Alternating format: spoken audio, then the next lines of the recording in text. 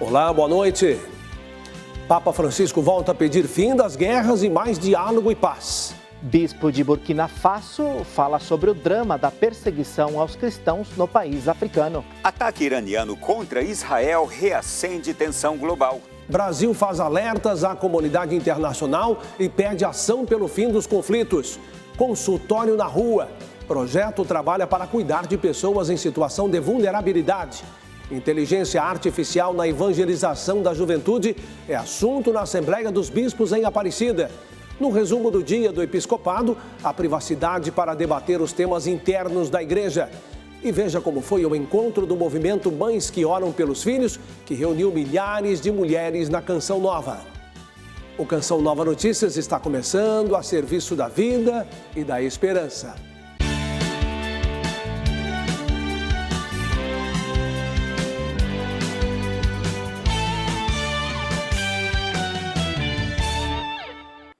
Durante a oração do Regina Coeli no Vaticano, o Papa Francisco orientou fiéis e peregrinos a compartilharem a fé e o encontro pessoal com Cristo.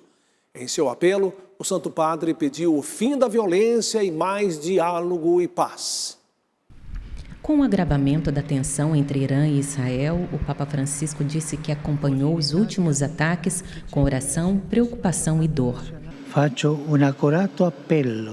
Faço um apelo sincero pelo fim das ações que possam alimentar uma espiral de violência com o risco de arrastar o Oriente Médio para um conflito de guerra ainda maior.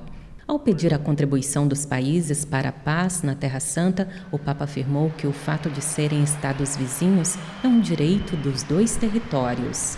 Nessuno deve minacciare l'esistência altrui. Ninguém deve ameaçar a existência de outros. Todas as nações devem tomar o partido da paz e ajudar os israelenses e palestinos a viverem lado a lado em segurança. Francisco também pediu soluções imediatas para a situação na faixa de Gaza, onde quase 34 mil pessoas perderam a vida, de acordo com o Ministério da Saúde, liderado pelo Hamas. Si giunga presto a un cessate il fuoco. É preciso chegar logo a um cessar-fogo em Gaza. Os caminhos da negociação devem ser seguidos. No Regina Coeli, o Santo Padre fez um convite para a participação na primeira Jornada Mundial das Crianças em Roma, nos dias 25 e 26 de maio, e mais uma vez recordou dos pequenos que sofrem com os conflitos armados. Preghiamo, fratelli e sorelle, per i bambini che soffrono per le guerre. Rezemos pelas crianças que vivem as guerras na Ucrânia, Palestina, Israel ou em outras partes do mundo. Intercedemos por elas e pela paz. Na reflexão do Evangelho, que mostra o testemunho de 2 discípulos que se encontraram com Jesus ressuscitado, o pontífice ressaltou a importância de compartilhar a fé. Disse que em meio a um bombardeio diário de mensagens, muitas vezes superficiais, nascem as fofocas e malícias. Ressaltou que, diante desta realidade, é necessário compartilhar notícias positivas e construtivas. O Santo Padre motivou o testemunho do encontro pessoal com Jesus, o que chamou de momento único. E ao convidar as pessoas a relembrarem instantes marcantes na sua vida de fé, Francisco fez alguns questionamentos aos fiéis. Quando foi que eu encontrei o Senhor? Quando Ele se aproximou de mim? E esse encontro eu compartilhei para dar glória ao Senhor? E também eu escuto aos outros quando falam sobre seu encontro com Jesus? Ao final, pediu a intercessão de Maria para que as pessoas possam compartilhar a fé e fazer com que as comunidades sejam lugares de encontro com Cristo. Luoghi di incontro col Signore. Pois é, o Papa com frequência segue dando seus recados muito importantes aos governantes, recados necessários. Olha, no último sábado, o conflito no Oriente Médio atingiu um novo capítulo quando o Irã atacou, a gente viu na reportagem, atacou Israel com drones e mísseis em grande escala. O Ronaldo da Silva, em Brasília, traz mais detalhes para a gente. Boa noite, Ronaldo. Olá, Reinaldo, para você também boa noite a tanta gente que agora acompanha a Canção Nova. E olha, os ataques das forças militares iranianas contra o território de Israel provocaram grande tensão em vários países. Os Estados Unidos já sinalizaram que não vão participar de um contra-ataque e o secretário-geral da ONU demonstrou preocupação com o aumento das tensões na região. O Brasil afirmou ter feito alertas à comunidade internacional por uma ação que leve ao fim das tensões. Mais de 200 drones explosivos foram lançados em direção a Israel no fim de semana. O sistema de defesa israelense interceptou grande parte do ataque. A ação teria sido motivada como resposta a um atentado à embaixada iraniana na Síria. Após a ofensiva contra Israel, o Irã diz ter encerrado o assunto. No domingo, o Conselho de Segurança da ONU se reuniu em busca de uma solução para o conflito. The Middle East is on the brink. O Oriente Médio está à beira do abismo. A população da região enfrenta o perigo real de um conflito devastador e em grande escala. Agora é a hora de difundir e diminuir a escalada. É a hora da máxima contenção. Aliados de Israel, os Estados Unidos disseram que não vão participar de uma eventual ação contra o Irã. Com mais de 500 mil militares na ativa, o país do Oriente Médio prega o fim de Israel e dos Estados Unidos. Já os israelenses acusam o Irã de financiar grupos terroristas. Não é realmente de interesse dos norte-americanos que esse conflito cresça por diversos motivos diferentes.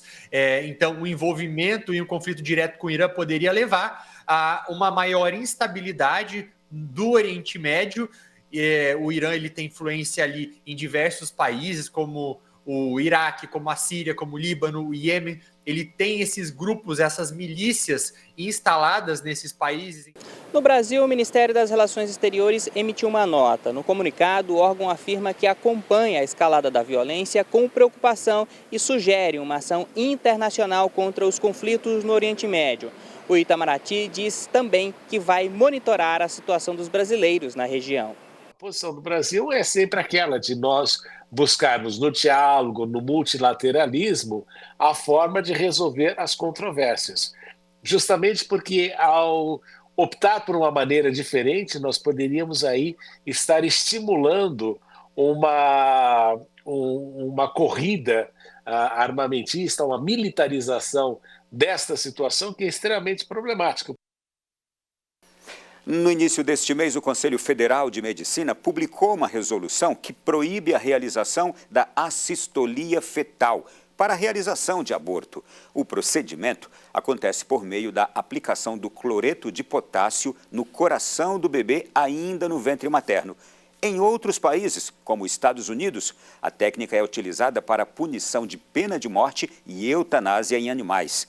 Nesses procedimentos, tanto o dos animais quanto nos condenados à pena de morte, os protocolos obrigam que esses indivíduos estejam completamente sedados para a aplicação deste cloreto. Por quê?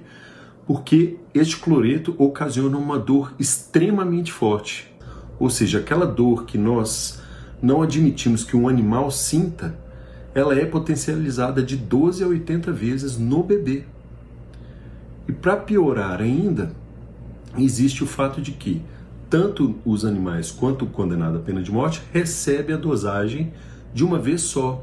E lá naqueles protocolos se diz que de 2 a 4 minutos o indivíduo vem a óbito. E aqui nos protocolos de assistolia fetal, eles indicam que essa aplicação tem que ser feita em alíquotas. Você vai aplicando várias injeções, tanto em função da dificuldade de se encontrar o coração do bebê, que está em movimento dentro da mãe, quanto pelo fato de não passar aquele produto para a corrente sanguínea da mãe. O ato de matar não é um ato médico. Os médicos estão aqui para salvar vidas e não para matá-las. E as internações por bronquiolite cresceram de forma expressiva no último ano, afetando principalmente bebês. Os dados preocupam autoridades de saúde. A Agência Nacional de Vigilância Sanitária, inclusive, autorizou a primeira vacina contra o vírus que causa a dificuldade respiratória.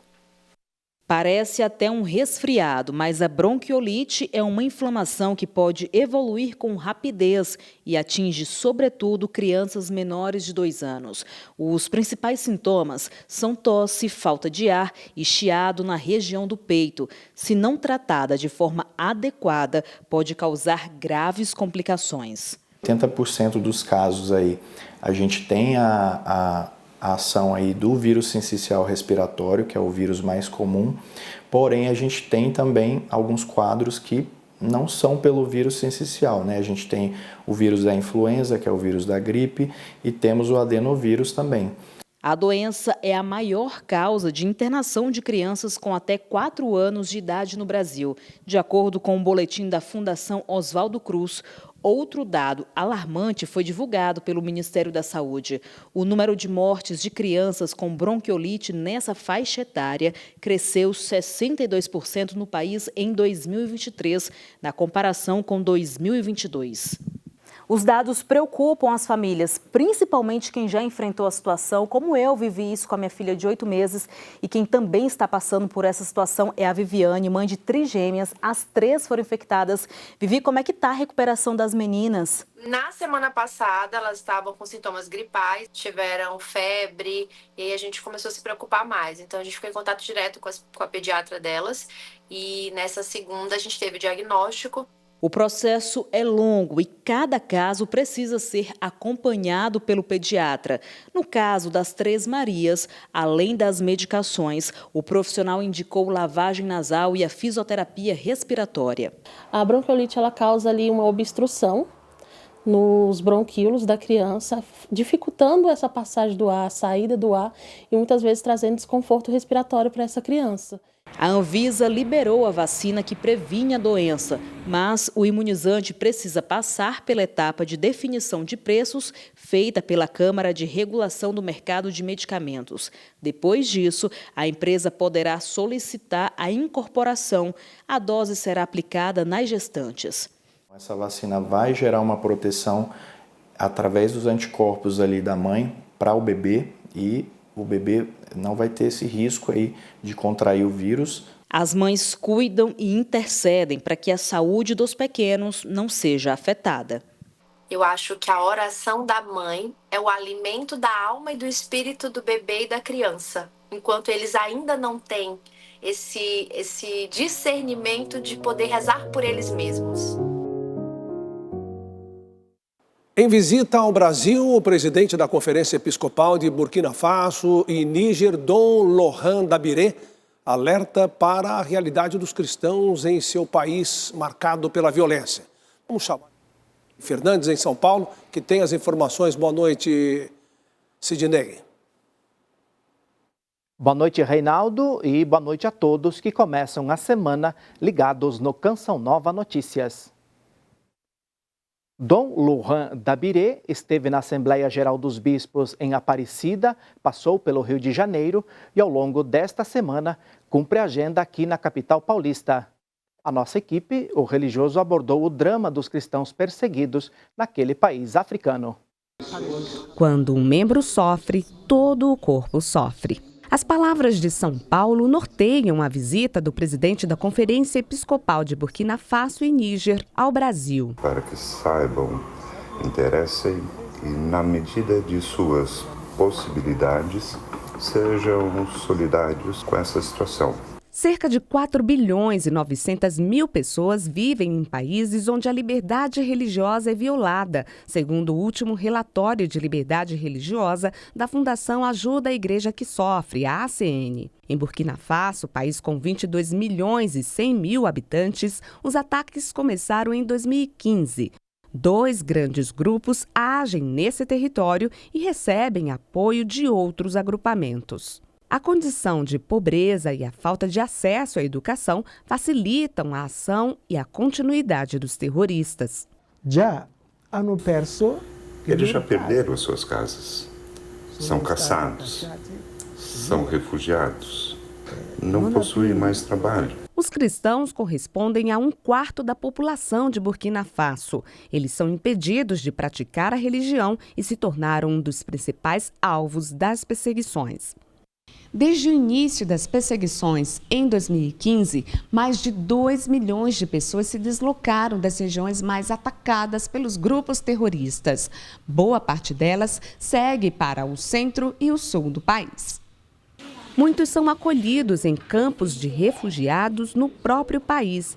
Nestes locais, os catequistas organizam a parte social e religiosa. Algumas áreas ainda possuem uma restrita estrutura de paróquia. O bonito é que esses cristãos, ao contrário de abandonar a fé, mantêm-se fiéis e buscam soluções. O padre Jean Batiste é o responsável pela comunicação da Arquidiocese de Ouagadougou, capital de Burkina Faso, hoje fora das zonas de conflito. Morou no Brasil por 8 anos. Há 4 meses voltou para o seu país e fala da realidade dos sacerdotes e o trabalho da igreja. Alguns padres quase deixaram as paróquias, fecharam as paróquias e estão em regiões mais seguras. Tem muitas paróquias fechadas. Muitos padres até que foram mortos também. E a igreja está fazendo um trabalho maravilhoso. Infelizmente, nós também não temos muitos recursos, mas, bom, a gente se ajuda. Há 2 anos, o país tem recuperado parte do território ocupado pelos terroristas, que ainda dominam cerca de 40% das áreas. Mas a situação ainda é preocupante. Dom Dabiré visita essa semana paróquias e santuários de São Paulo. Discutir a liberdade religiosa com outros países é uma forma de levar a igreja a se unir em solidariedade, oração e vozes. Burkina Faso significa terra dos homens dignos. Num país onde os cristãos são a minoria, o testemunho de quem luta pela liberdade de viver a sua fé fala para os 4 cantos do mundo. Para você que pretende fazer o Enem neste ano, é bom ficar atento, porque começou hoje o período para solicitar a isenção da taxa do Exame Nacional do Ensino Médio. As informações com Aline Mércio. O pedido de isenção para o pagamento da taxa de inscrição do Enem começou a ser realizado nesta segunda-feira. O prazo vai até o próximo dia 26 de abril. A solicitação deve ser feita através do site gov.br. O estudante deve entrar na página do participante e realizar o pedido. Podem solicitar essa isenção os interessados que atenderem aos seguintes requisitos: matriculados na 3ª série do ensino médio em 2024 em escola da rede pública, quem fez todo o ensino médio em escola pública ou foi bolsista integral em escola privada, membros de família de baixa renda com registro no CadÚnico. A taxa para inscrição do Enem deste ano ainda não foi divulgada, mas em 2023 o valor foi de R$ 85. Os estudantes que não participaram do Enem 2023 têm também até o dia 26 de abril para justificar a ausência. De São Paulo, Aline Mércio, para o Canção Nova Notícias. Com cerca de 250 mil pessoas vivendo em situação de rua, nosso país tem um grande desafio pela frente: cuidar da saúde dessa população que não tem casa nem endereço. Essa é a missão do projeto Consultório na Rua, realizado pelo Centro Social Bom Par, em parceria com a Secretaria Municipal de Saúde de São Paulo. Acompanhe na reportagem. Em situação de rua há alguns anos, Francisco sentia falta de cuidados básicos com a saúde. Isso até conhecer o projeto Consultório na Rua. Que eu estou mexendo nos dentes, na cabeça, tá dando escola para mim. O Consultório na Rua é um projeto realizado pelo Centro Social Nossa Senhora do Bom Parto, em parceria com a Prefeitura de São Paulo. O objetivo é oferecer atenção e cuidados para a saúde das pessoas em situação de rua.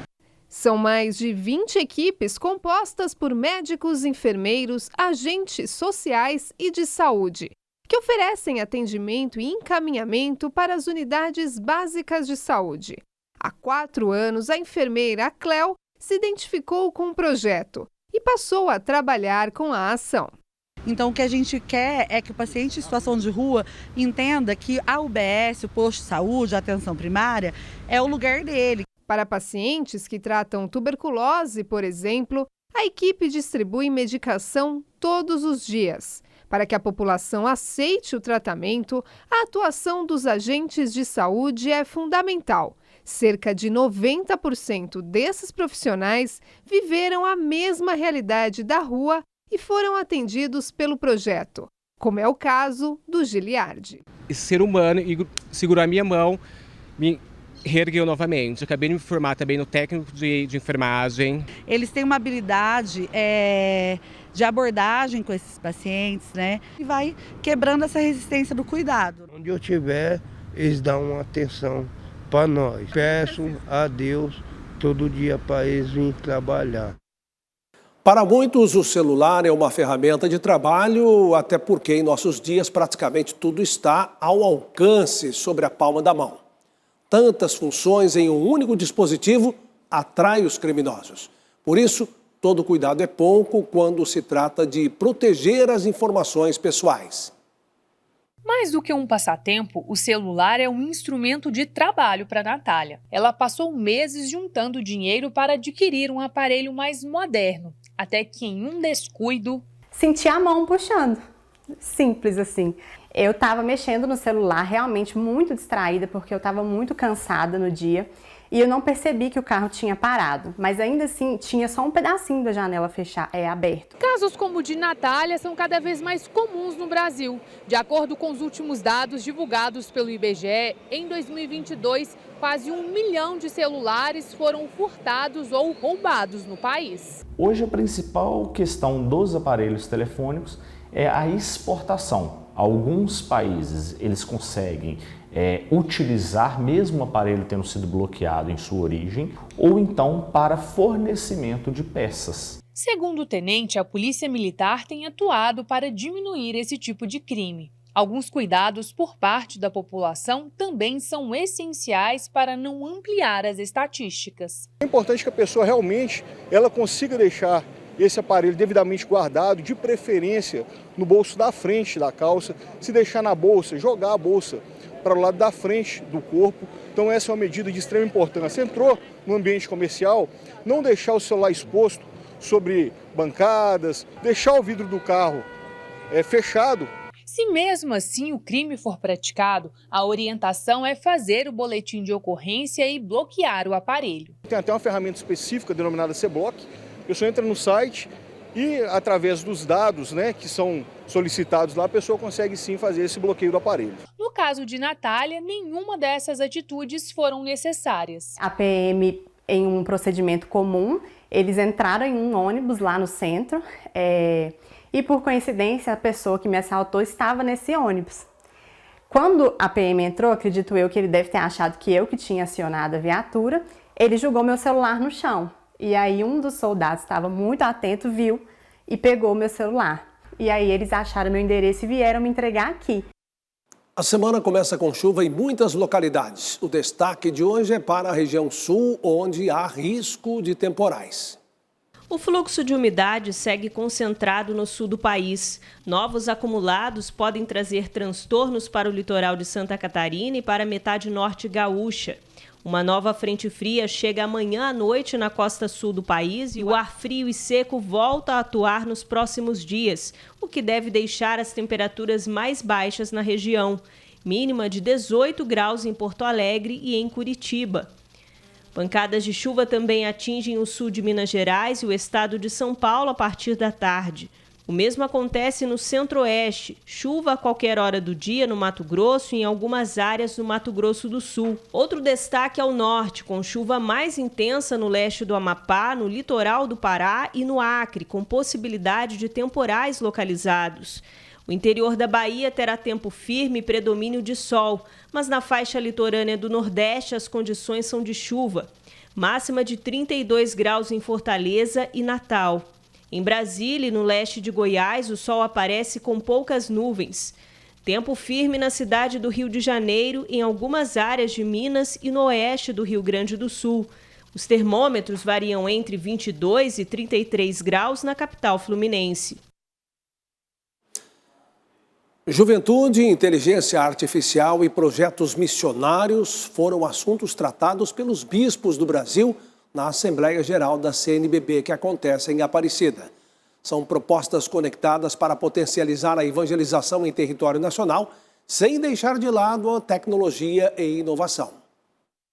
Desafios e soluções para a evangelização da juventude. Zelo do episcopado para com a igreja do presente e do futuro. A arte, a cultura, a música, o esporte, o cuidado da casa comum, a solidariedade, as ações concretas, porque os jovens de hoje são sensíveis ao sofrimento dos outros, ao sofrimento da natureza, do cuidado com a casa comum. E por falar nos jovens, mais do que nunca está ao alcance deles a tão falada inteligência artificial, tema de reflexão para o episcopado. Vamos partir do positivo das inteligências artificiais, né?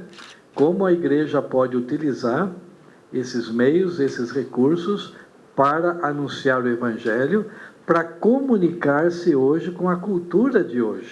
A vivência missionária no Brasil também ganhou destaque nesta coletiva. É a partir do projeto Igrejas Irmãs que dioceses e arquidioceses mais estruturadas colaboram com outras dioceses, seja no sentido financeiro ou no envio de operários para a messe. Esta iniciativa, criada pela CNBB, surgiu há mais de 50 anos. São mais de 100 igrejas, 100 dioceses, ajudando outra diocese. Então, enviando alguém para uma igreja, aquela igreja que está enviando se enriquece. O missionário que vai, ele não vai só para dar, mas ele também recebe. Em seu pontificado, o Papa Paulo VI afirmou que quem evangeliza, se evangeliza. Benefícios para o povo alcançado e crescimento da igreja no Brasil, até mesmo além fronteiras. Nós já temos hoje 4 regionais da CNBB que está enviando missionários para Guiné-Bissau e Moçambique, que é o Regional Sul 1, Sul 2, Sul 3 e Sul 4 da CNBB. Roma celebrou nesse fim de semana os 40 anos do primeiro encontro de jovens na Praça de São Pedro, convocado pelo então Papa João Paulo II. Foram 2 dias dedicados à memória e à atualidade do que foi a semente das Jornadas Mundiais da Juventude. Na programação foram realizadas vigília, adoração, momentos de testemunhos e Santa Missa. O Centro Internacional dos Jovens aqui no Vaticano, São Lourenço, nasceu a pedido de São João Paulo II para organizar o Encontro dos Jovens de 1984. Após aquele encontro, nasceram as Jornadas Mundiais da Juventude. Sim,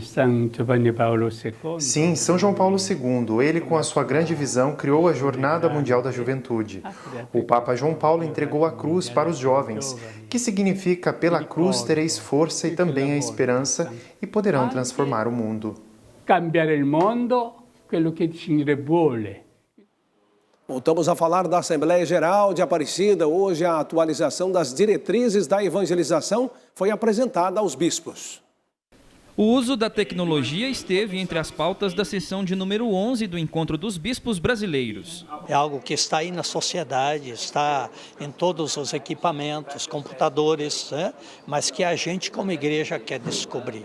Melhorar a nossa pastoral, melhorar a qualidade de nossa pastoral. Ainda pela manhã, a 12ª sessão abordou as diretrizes gerais da ação evangelizadora da igreja no Brasil.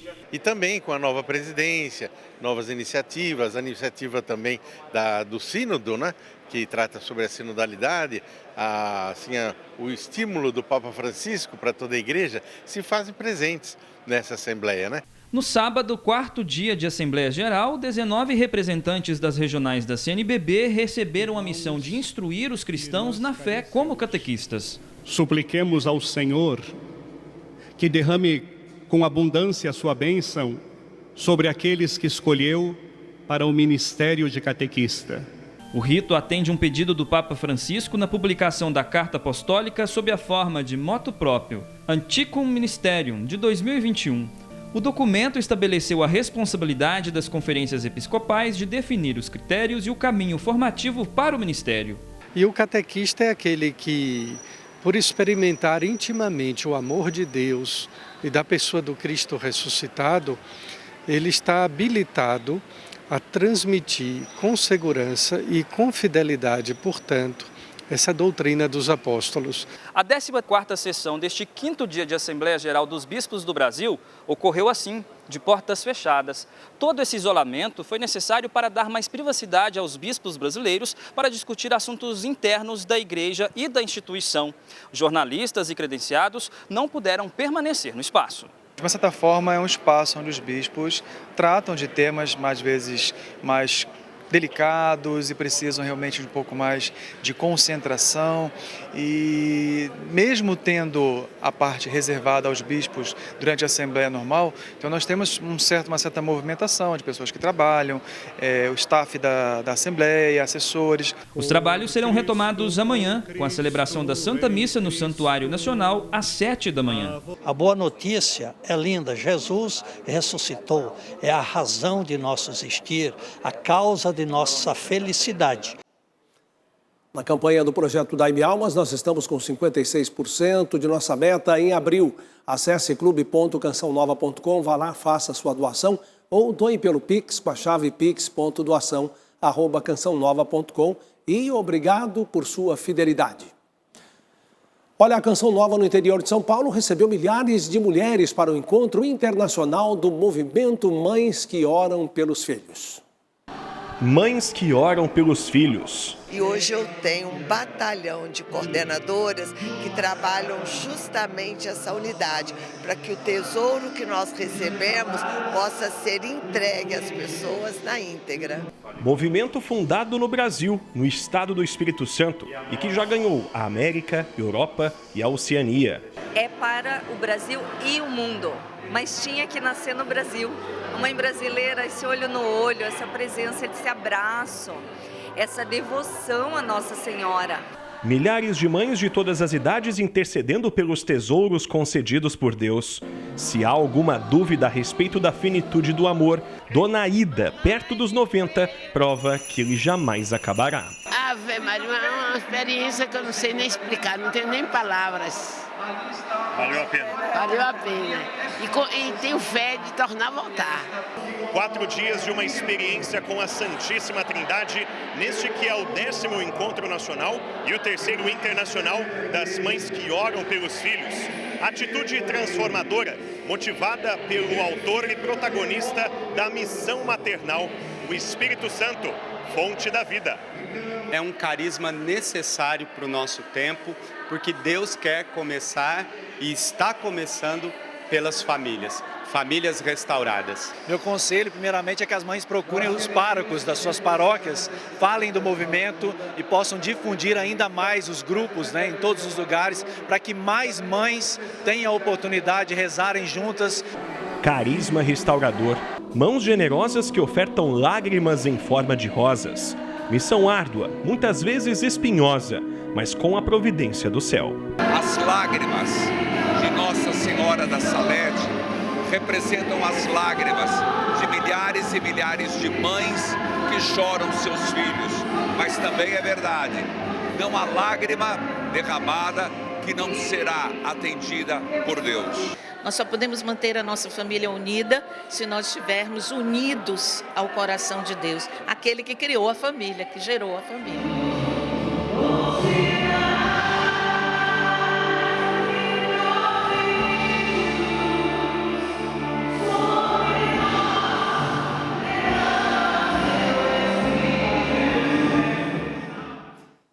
Assista a seguir, direto de São Paulo, a transmissão da Santa Missa e às 10 horas ao vivo ao programa Revolução Jesus. Amanhã você fica com a apresentação de Wallace Andrade e Mauricéia Silva. Eu volto na quarta-feira. Boa noite. Paz para você.